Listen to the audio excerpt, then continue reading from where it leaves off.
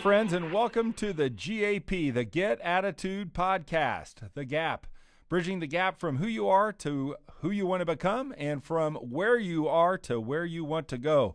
My name is Glenn Bill, founder of the University of Attitude, keynote speaker, and author of the #1 international best-selling book, The ABCs of Attitude. I've helped tens of thousands of people get attitude.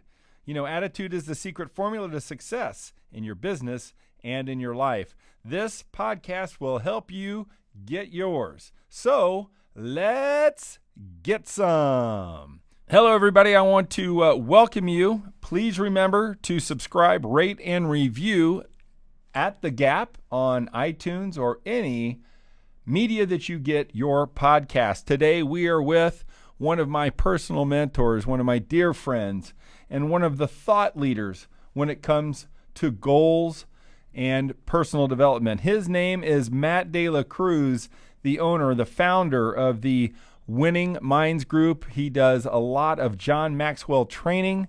He has a fantastic speaker training business going on. He's helping speakers all over America become the impact and the influence that they've always dreamed of being.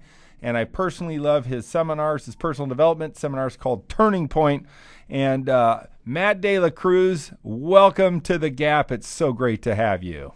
Well, it's about time, Glenn. That's the best thing I can tell you. I've been waiting for this moment, but thanks so much for having me on your podcast. I'm just super excited, not only just for being on here to share and add value to your group, but I think it's exciting just to see what you've done, where you were, what you wanted to become, and look at where you are today, my friend. Not only as a successful real estate agent, but at the top of the leaderboard as a personal development coach, teacher, speaker, author. So that was a dream of yours one time. I remember. Yeah, it was. Yes, it was. And you helped me get there. And as everybody knows, all of our gappers out there, this month we are talking about have a big goal.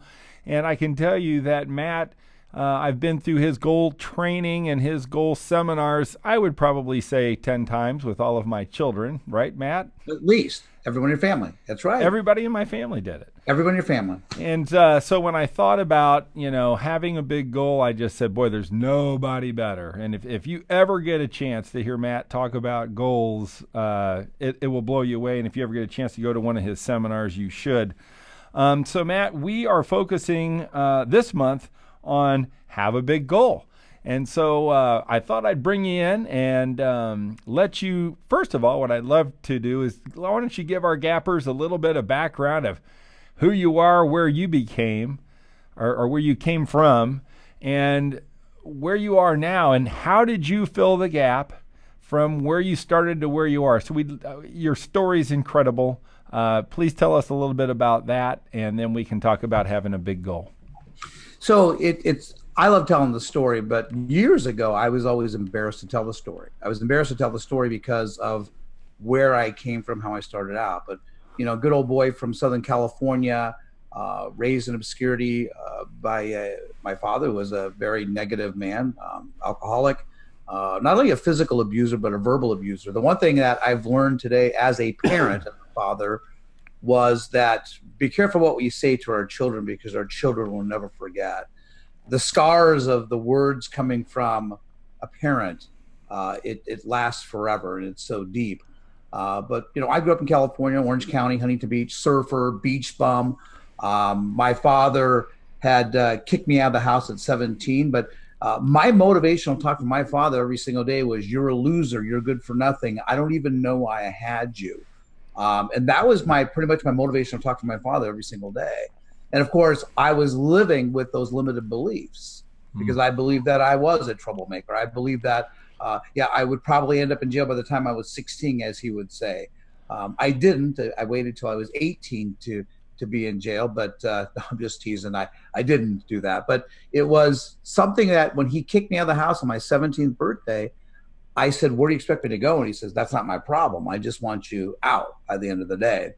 So I packed up what I owned at the time. My assets were my surfboard, wetsuit, sleeping bag, my clothes, and I went to the beach. I didn't know where else to go. So I'm sleeping under the pier, living out of my car in Huntington Beach, California. And I did that for about 14 months. But back then it was cool because we were called beach bums. And today we call them homeless people, right? And I dropped out of high school my junior year. I was 17. And at 17, I was probably reading and writing at a third grade level. The only job that I can get was a dishwashing job. So I washed dishes with 3 illegal immigrants. In fact, they used to call us the 4 Mexicans in the back, last name Dela Cruz. So they assumed that. But, I learned a lot from them. I will tell you this as I look back, is we can learn from everyone. We can learn from all experiences. But the one thing about these illegal immigrants is they never called in sick. They would wear the hat that we had to wear, right? Marie Callender's in the back as a dishwasher. You would whistle while you work. I mean, they saved every penny and they sent it back home to their family. I mean, it was a work ethic that I learned, and had everyone else complaining about that. And I always tell people, I said, in California, where you get some of the best strawberry fields out there, where a lot of the strawberries from all over the country come from California. And I said, if you ever looked over the strawberry fields in California, next time do that, and the listeners should do that as well. Look how many white people are actually out there picking strawberries. Not many. Not too many. Right. You'd have to pay them $10,000 a year to do it. And that's the difference of it. But I learned a lot from that. And then great fortune came my way. And when I wrote this program called Turning Point, is where we are today in our lives, we didn't get there by ourselves. There were peaks, there were valleys, there were turning points that happened. And I was on a radio show in Hawaii this last summer, and the guy asked me, he said, so what changed your life? What were your turning points? And I sat there and I thought about it, and I said, Zig Ziglar. First thing that came into mind was Zig. And you know my story with that. Zig came into my life, and he taught me about goal setting. He taught me about attitude. And he gave me that formula for success, be, do, have, saying that you can be, do, have anything you want in this country, but you can't have until you do, and you can't do until you become. And until you become what you need to become, then you'll do what you need to do so you can have anything you want in life. It took me years to figure out the formula because he didn't really put it that way to me. And become was the right attitude. The do was the action, and the have was the goal. And for all of us out there, sky's the limit. We all know that, but so many of us don't have the right attitude to position ourselves to do what we need to do, right? So the 3 Ds, right? Desire, discipline, and determination versus the 3 Cs, right? Content, complacent, and comfortable. And people today in America, they're living with the 3 Cs and they don't have the 3 Ds. And to me, I think that's probably one of the most important parts. Take your vitamin Ds every single day, because that's what will take you from where you are and where you could be. And that's where it really started out. It started with Zig. And then my second mentor when I got in sales, as you know, was Tom Hopkins. He taught me how to sell. Yes. Fundamentals. And when you don't know that you don't know what you're doing, and you're willing to listen to somebody, they can open up doors for you. And then my third turning point was Jim Rohn. And Jim Rohn was, again, Tony Robbins' teacher and mentor, but Jim Rohn was the one that taught me about, how to keep a journal, right? To make sure that you take time to reflect, you jot things down. You go get from the day, don't get through the day, right? To be and live an intentional life rather than having good intentions. So, all these things started opening up for me. But when I opened my mind, then the doors opened for me, because then I became at a new conscious level of awareness. Now I was aware that there were other people out there that were doing it already. All I had to do was learn from them. Why go back to school to learn and to listen? And that was the starting point, the turning point of my life. Unfortunately, it happened to be in my early 20s when things started making sense. But I was ready then, where I see so many people today, they're not even ready at 30 or 40 today. Right. They haven't figured it out. So it's huge. Well, I can tell you that, just in your introduction, obviously, self-education, personal development enveloped you and helped you become who you were. And as we look down all the attitude boosters, you embody certainly every single one of them. And the stories that you just told us, my gosh, believing in yourself, have a mentor, control your emotions, grow or die, love adversity, washing dishes, right? And being a part of something bigger than you. All of them hit. And I told you that you could be and speak to any one of these. But again, I know that there's no better goal setter. There's nobody that taught me goals in a better way than you. And so what I'd love to do is just explore what having a big goal means. Understand that there are people all over America right now that are searching for the bridge to the gap. And certainly you and I know that goals are a big bridge to helping you get from who you are to who you want to become, and from where you are to where you want to be. Let's talk about building that bridge. Let's talk about this bridge called goals that will fill the gap. Why don't you just take it from there? Because Lord knows you could, I know I've seen you talk for 7 hours about goals in one day, but give us the best that you got for those people that are searching for more in their life. How should they look at goals? How could they start goal setting, and does it really work? So in Glenn, I always say that an alcoholic has a goal. A drug addict has a goal. Salespeople have goals. And if you were to bet money on who's going to reach their goals more consistently at the end of the month, the alcoholic, the drug addict, or the salesperson, and most people would say the drug addict or the alcoholic. No one ever picks the salesperson, unless it's the salesperson who became the alcoholic drug addict, and now you have a successful person, right? I mean, and they're out there, believe it or not. Yes.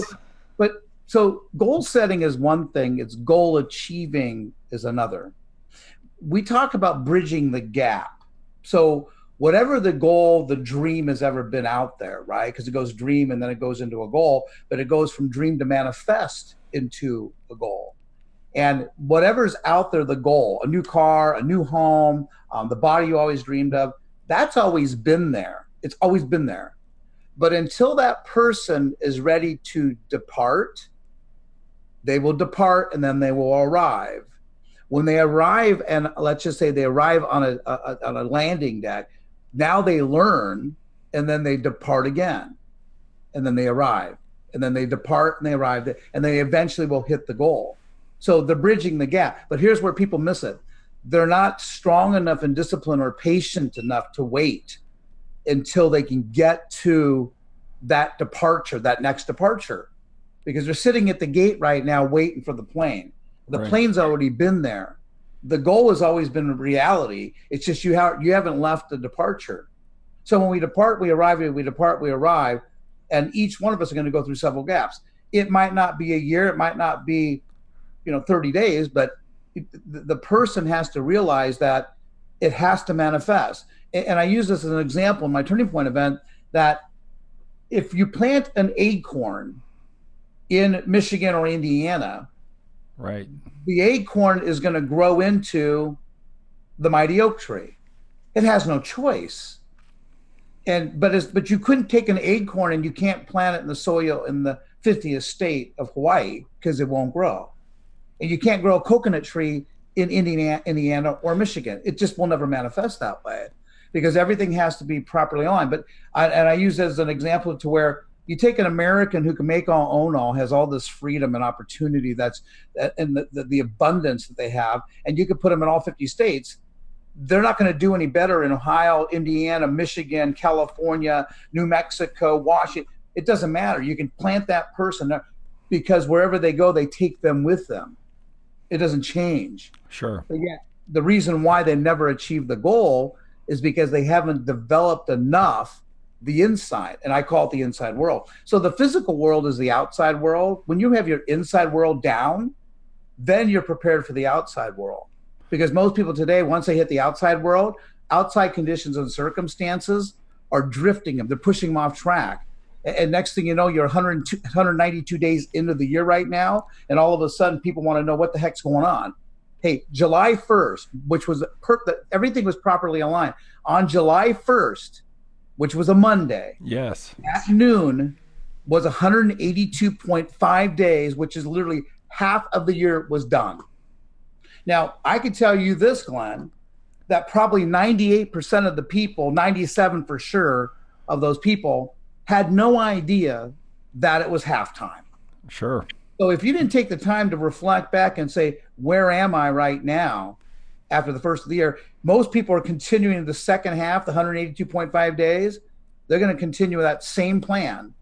and not make the adjustments along, because during that course, they were pushed off track and they never got themselves back on track. And this is what happens of why people don't reach the goals. So when I look at what are goals, I tell people this. First of all, remember that 97% of the American population, they don't have goals in writing for all 7 areas of their life. And the 3% that do, they make more money, they live longer lives, and they live a better lifestyle. That's a fact. I'm often asked, well, Matt, how do you know 97% of the people don't have goals in writing for all 7 areas? And I said, well, do you know what the 7 are? And they say, no. I said, that's how I know. And then, of course, the way that we are as humans is we rationalize and justify. I say, well, how do you know those 7 apply to everybody? Well, you tell me which one doesn't. Spiritual, family, career, financial, social, mental health. You tell me which of the 7 do not apply to you. Because on the journey towards success, the only way you become successful is when you live a life of fulfillment. Mm-hmm. Fulfillment is having the abundance of spiritual, family, career, financial, social, mental health. It's all of it. I mean, in my coaching, I coach millionaires. I coach 1 billionaire. And I'm telling you, they have the money, but they don't have the health. They don't have the relationships and the love and the family. Right. They have the money and they have the business, but they don't have anything else. So that's where they have to really determine, about the goal. Tell me the first big goal you set and how did it change your life? I used to tell people, hey, I'm going to own my own business one day. Right. And people used to look at me. So picture a 17-year-old kid that says one day he's going to, high school dropout that's going to own their own business. No one supported me. No one encouraged me on that. It was the ridicule. Yeah, you're right. Why don't you go smoke another doobie, dude? And, go drink another beer. You're dreaming, dude. You're dreaming. And I did. I was a dreamer. I was a big dreamer. One day I'm going to have a house in Hawaii. One day I'm going to be living in Hawaii. These were my big dreams. And my dreams then became goals. And then I started focusing on the goals. And again, just like you say, like what you focus on, you bring life to.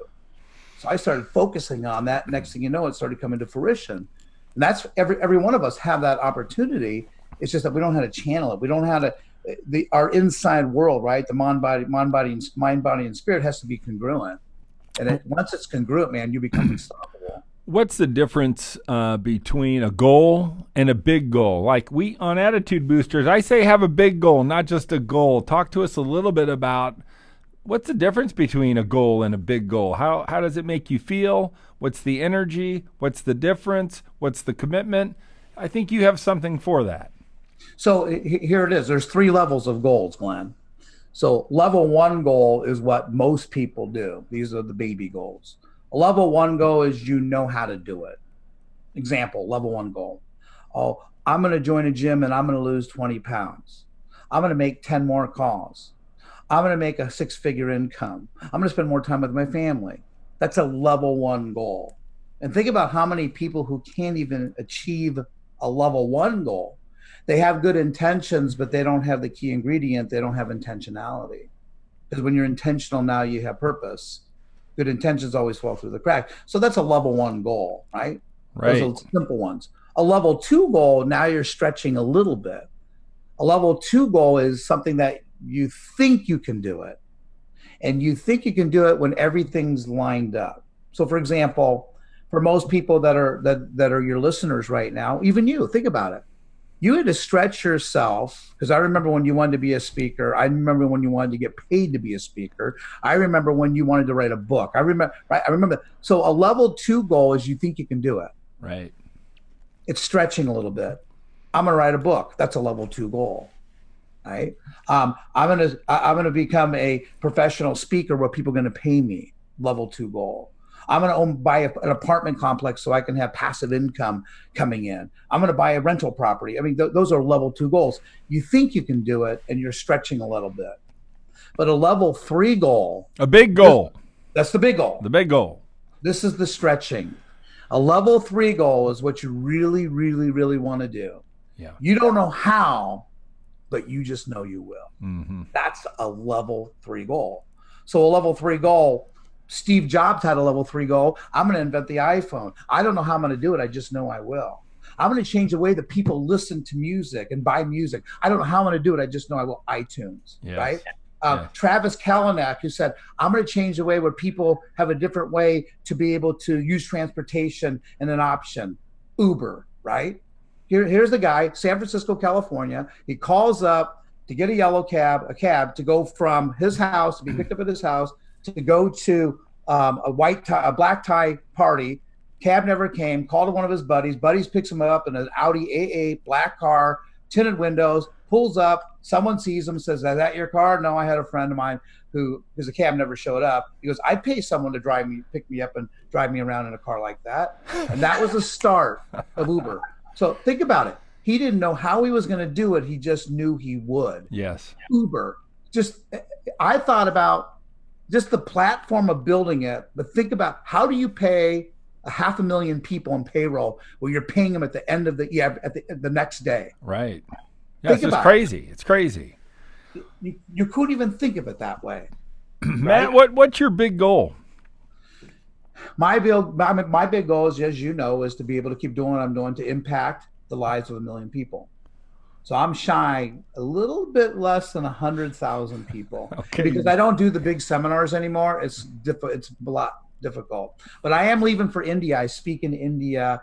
I leave October 28th. I'm going to be there for 10 days. I'm going to be pouring into 500 men at a men's conference in India. Oh, that's wonderful. So, congratulations.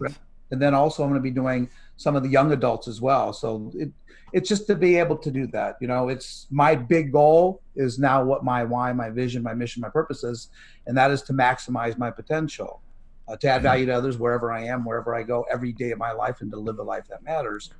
So now it's about significance. It's about how many people I can change, how many lives I can impact. It's no longer about the monetary and the possessions, which we all go through those four levels of growth. But think about it. Level 3 goal. Look at where we are now. Look what's going to happen in the future.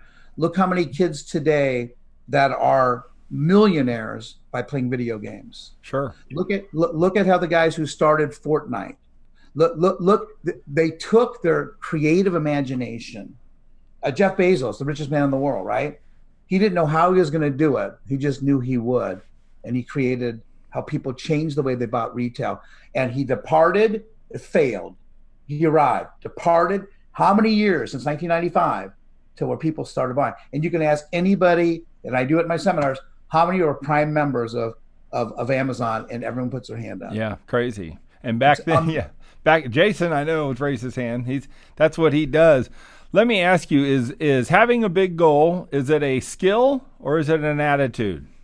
It's an attitude. And so the skill is something that we can teach you, something you can develop. But the attitude part is, again, how you think, how you feel, what you see, what you do. And attitude of what you teach and the attitude of what I teach is, I call it the circle of responsibility. And the circle of responsibility, in that circle, we are responsible for 4 things: thoughts, feelings, perception, and action.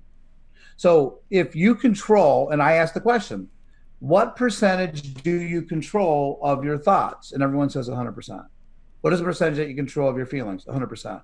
What is the percentage that you control of perception, what you see? 100%. What is the percentage that you control of your actions of what you do?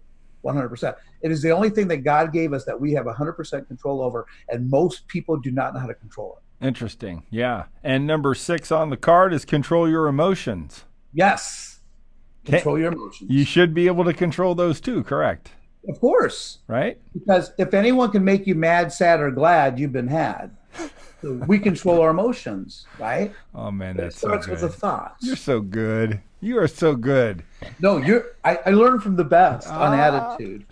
Hey, let me ask you, why people listen to this going, oh, goals are BS. Let's talk to those people and try to get in their heads. Why don't people set goals? So do we change the word then and don't call it a goal? What do we call it? An opportunity. So, or is it because, do we turn it into a wish? Do we make it a dream? Whatever you want to call it. Yeah. But I think everyone has always been bombarded about goals. But remember, what you don't know can kill you. And a lot of people, think about it. We're in the formal education today where you can take a class where you can get goal setting 101. I mean, no one teaches attitude 101. I mean, this is like when you and I talked about, and you were saying, this is the logo I'm looking for. And I mean, that was the one I chose too, that you picked. I just thought it was, no one does it. The University of Attitude, Right. University of Goal Setting. I mean, it's not taught. So I think that's why people fight it. Right. But they fight it because that's their attitude towards goals. Sure. Tell me this, what's the definition of a goal? And what's the definition of a big goal, if you had to define it? So the definition of a goal, and for years, Paul J. Meyer said it, Earl Nightingale said it, W. Clement Stone said it, Napoleon Hill said it, Tom Hopkins said it, Brian Tracy said it, Tony Robbins, right? A SMART goal, right? Right. So if you were to look at what I call the 5 key elements or the 5 laws of goal setting, is vivid imagination, and then desire is number 2, right? If we were to define it. Mm-hmm. And then you look at commitments, number 3, realistic, and then it's got to be in writing. Right. Because the mind is a goal-seeking device. It has to see what it's going after all the time. It's out of sight, out of mind. And even in Think and Grow Rich, when Napoleon talks about the 13 principles, he talks about that you have to, whatever your desire is, same thing with a goal, you read it twice daily, when you arise and when you retire. Because what it does, it goes from conscious to hand it off to the subconscious part of the mind, and the subconscious part of the mind never sleeps. And that's where that's the key of actually achieving the goal. Because remember, the mind doesn't know the difference between something that's real, that's not real. It doesn't know the difference. So that's why when people do the vision boards and they see it, the first thing is that visual. They see that. Yeah. And once they see it, perceive it, and believe it, they usually achieve it.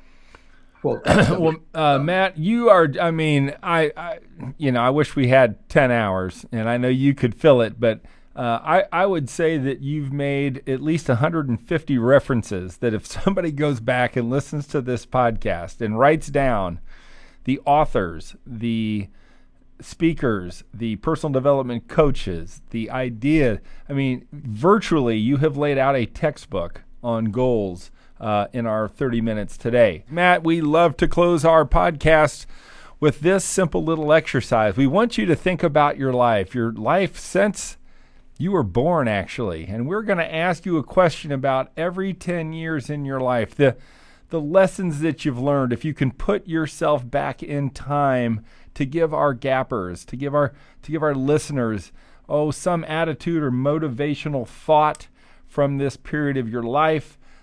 Boy, people are loving this. The feedback on it's been great. So, Matt, here's what I'm going to ask you. I want you to think about a newborn baby, more specifically you as a newborn baby. What advice can you give the world as a newborn infant from Matt De La Cruz? When you think of him and look at him, what is that advice? So sometimes we don't realize what we have, but if I was to look back as a newborn baby, you had freedom. You had freedom. You had no debt. You didn't have to worry about food. You didn't have to worry about shelter or clothes. I mean, it's probably one of the best feelings, but yet we're not consciously aware of it at that time as a newborn. But it's probably one of the best days of our lives. But you are totally dependent, which some people would say is not freedom at all. But I hear what you're saying. Interesting, isn't it? Yes, it is, and that's how I would look at. And when I look at my grandson, when I was holding on when he was first born, I'm saying, you've got no worries in your life right now. Right. Yeah, especially when they can pee and poop on you and you're good. Yeah, you don't even care. You don't even care. You love the smell of that newborn baby, right? So if I was a newborn baby, I would say that, relish once in your life. Yeah, relish in the freedom, right? And this is the message for our gappers out there that are listening. Every one of these knowledge from the decades, these just aren't from when you were a kid. Sometimes you got to embrace the day. Sometimes you got to feel the freedom, even if you're not free, you should feel the freedom. You're free at some level. I love that. Let's go to Matt De La Cruz as a 10-year-old kid. Boy, would I love to know you at 10. What advice can the 10-year-old Matt De La Cruz give our gappers today? So at 10 years old, when I look back on my timeline, I don't remember much other than you look forward to the summertime. Take advantage of what you can, because here's what I do learn. I've learned because I have a 10-year-old son now, is that if you don't pay attention to the formulas that they're teaching in school, you're not going to get it by the time you get into high school, right? The I before E except after C. Hey, I didn't learn that till maybe 7 years ago because I misspelled a word. Right. I never knew that formula, right? Oh my gosh. And now he's having to go through the grammar part about where to put a comma. I still to this day, because I'm terrible at grammar, I don't know where a comma goes in a proper sentence. I know where a period goes, and that's why I tell people, if you get an email from me, you know it came directly from me because there's just a period at the end, and I just run it through it. But yeah, my wife says every time you take a breath, put a comma. So if you're breathing too much, you're putting comma after comma. But at 10 years old, you're at that point where you're learning to not only how to read, but to comprehend. That's what I see at 10 for sure. Yeah, that's cool. Mateus, is that right? Yep, Mateus. Yeah, Mateus. And so, boy, looking at him at 10, I'd love you to ask him, what's the one lesson you would teach the Get Attitude podcast? I'd just love to know what he says. Text it to me later. I will do that. You know, I mean, like, what do you think he's going to say and say, hey, we need some words of wisdom, Mateus. What should we tell this nationwide audience? Love to hear it. Hey, we wouldn't want to, because he would say Fortnite. That's what he would say. It's unbelievable. Play Fortnite. Play Fortnite. Gotta play Fortnite. Hey, all right, so let's go to 20. Lord knows what the hell you were doing when you were 20. My guess you were underneath a bridge, had a surfboard, and we're having a lot of fun. What would 20-year-old Matt De La Cruz, and you know what, even though you weren't the person that you dreamed of being and you were at the beginning of the bridge, right? You were at the beginning of the gap. There's probably some endearing qualities and some intrinsic knowledge that maybe you did possess at 20, and we'd love to know what that might have been. So at 20, I was probably at the highest level as a surfer. I mean, it was my passion. It was the only thing I was really ever good at. And I'd say at 20, and that's all I cared about. At 20, you don't really care. At 20, you don't really know. At 20, you can say, you know what, just give me a job, enough money so I can go to the beach, go down to Mexico, surf, drink some beer. That 20, you should start thinking about getting it together. Now, if you were on the opposite spectrum and you were at 20, you were probably in college already. And if you were a high school dropout, it's a completely different path, obviously. Right. But I look back now at 20, I didn't know a lot. I didn't know much, but I started becoming aware that people started coming into my life, and I started paying attention to them. The old saying, the student is ready, the teacher will appear. Yes. That 20 is the life, but is probably the turning point of my life of growth intentionally. That's awesome. That's great. And a lot of people haven't even grown. 20, that's actually young for most people when it comes there. So, 10 years after the surfboard, you hit 30. What was life like for you at 30? What is the one lesson that you learned in that year that could help our people get from where I'd say at 30, if your people wrote down be, do, have, the 3 words, be, do, have, at 30, I started figuring out the have, you can't have until you do, right? Which you control whether you do it or not, and you can't do until you become. So once you become dedicated, determined, disciplined, desire, right, passionate, committed, all of those, then it gets you. That's your attitude part. So that's not a skill. Then you can do what you need to do, and then you can have whatever you want. So I would say at 30, I figured out success. 30, I defined success. 30 is when I had my 30 years of age. Was when I had my first multi-million-dollar business at 30 years of age. That's awesome. And then things get older. And now you turn to 40. 40 probably seems like it was yesterday. Matt De La Cruz, that's when you met Glenn Bill, probably, was when you were 40. Or maybe a little younger. Maybe a little younger. Yeah, maybe a little younger. But,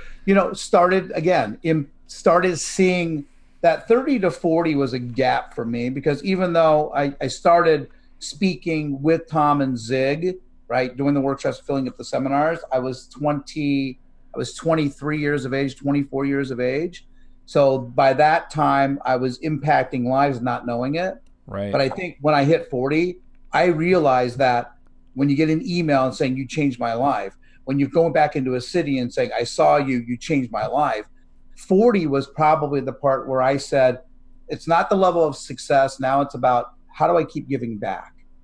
And 40 took me, I think 40 got me to the understanding that to live and build a life of significance was about being selfless. So let's just say at 40, I became selfless because on the journey towards that, I was selfish because that's what we are. We have to be selfish to be successful, but significance is selfless. Yeah, awesome. That's 40. That's 40.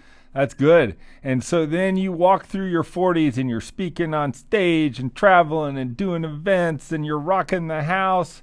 And then your 50th birthday comes. Oh, 50 must have been good for you. Tell us about what does Matt have to help us learn when he turned 50? Count your blessings at 50. You count your blessings at 50. 48, as you know, that I had a quadruple bypass. So I was 48 when I had my quadruple bypass. Yeah. So that was a wake-up call. And my second son, Matthias, was born 8 weeks after I had my surgery. Sure. So I think when you hit 50, when people look at it, it's count your blessings, right? And you put it in the hands of God. And, you know, I'm a man of God. I'm a man of faith. And that was a turning point in my life. But now it's been, again, he's been tugging on my heart to say, now it's time. I blessed you with so much. Now it's time for you to give it back. Back to the people who need it more than you do. And again, that was my 50. It was a wake-up call for me to realize now I know why I do what I do. And I do it for free. I donate my time. And that was huge for me. So at 50 was a huge turning point for me, no doubt. Yeah, that's cool. Are you 60? 58, my friend, 58. Oh, so you can't do 60. Can't do 60. You cannot do 60, but maybe in 2 years you'll consider coming back and talking to our group. Of course. Does that sound good? Yes, you bet. I love it. Well, Matt, I just want to thank you, obviously, for being my dear friend, for being for being my mentor. All of the resources that you gave, you literally spit so much knowledge out. It was absolutely incredible. If people want to follow you more, where would they go to learn, buy your product or anything online? What's a great way to reach you? I mean, they can go to winningminds.com, or they can follow me at the Winning Minds group, Facebook, Twitter. It's Matt DLC for Twitter. I don't do much of the tweeting. I have someone that does it, that does my tweeting for me. But I post a lot on Facebook and stuff, and just where people know where I'm coming from or where I'm traveling to. I've got some engagements that possibly going to be out in Indiana, in Indianapolis, to do an event. People are asking me to do it, and I'm just kind of saying, do I want to do it? So I don't know. We'll see what happens. Well, let's talk about that. I'll do something with you. We'll rock the house. We'll fill it. Talk to me very briefly. I know you're a certified John Maxwell coach and speaker as well. I know John had a really big impact, I think, in your life. You want to just give us a little hint about John and what he taught you and what he means to your business and success? So, I mean, I teamed up with John to become a certified speaker, trainer, coach with John Maxwell a little bit over 3 years ago. And I did that because I loved his brand. I loved his integrity. I loved what he stood for. And the challenge in our business is that when your products are people, they eventually retire, Tom Hopkins, or they pass on, Zig Ziglar and Jim Rohn. So I had a chance to connect and be a part of the John Maxwell team, where now I get to teach the leadership principles that I believe. And the one thing that John has taught me 20 years ago when I was reading his book, The 21 Irrefutable Laws of Leadership, was there's a difference between managing and leading. And now the the corporations I consult with, they want to know why their company's not growing because of the law of the lid. It's because they're managing their people. They're not leading their people. And that's what's so huge. And there's a huge demand out there for it today. So I love what I do. I love who I represent. And, you know, I just want to make sure that I just keep on pouring into these people and adding value to people's lives. My goal, my big goal. That's good. That's good. Well, we love that you poured into our lives today. I hope that our gappers out there listened intently. I hope they've created a big goal. I hope they understand what you have to be in order to do and what you have to do in order to have. Your message never gets old. I could sit and listen to you forever. I hope that we get on a stage here soon. I hope you guys look and follow Matt. He has Monday Motivations with Matt. Are you still doing that? Yeah, so you can go sign up for Mondays with Matt. Yep. Yeah, Mondays with Matt at the Winning Minds group. And I just hope that if everything that Matt has talked to you affected you, that if this episode boosted your attitude, that you will please share it with a friend. Share it on social media. Join the Attitude Movement on Facebook and at the University of Attitude. This is Glenn Bill for The Gap. We are going to help you get from where you are to where you want to be. Matt De La Cruz, Winning Minds Group, unbelievable job today. Our goal is to get 1 million downloads on this sucker, and I know you're going to help us. Thanks so much, Matt, for being with me. All right, buddy. Thanks so much, Glenn. Appreciate it. All right. Bye-bye. Yep.